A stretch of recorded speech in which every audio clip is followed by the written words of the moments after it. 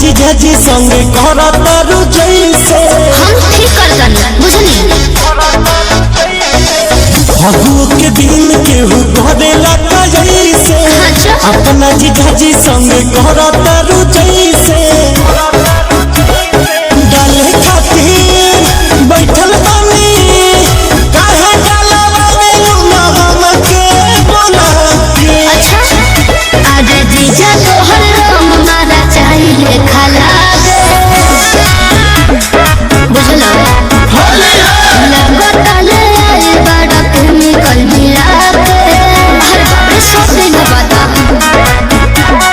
जीजा तोहर रंग मारा चाहिए खाला लगतले आए बड़ा केमिकल मिला के तोहर रंग मारा साना राना साना राना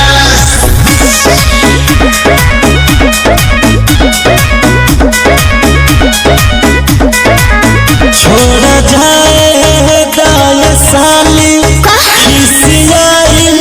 ना जला हट मन कोरा तारू अपना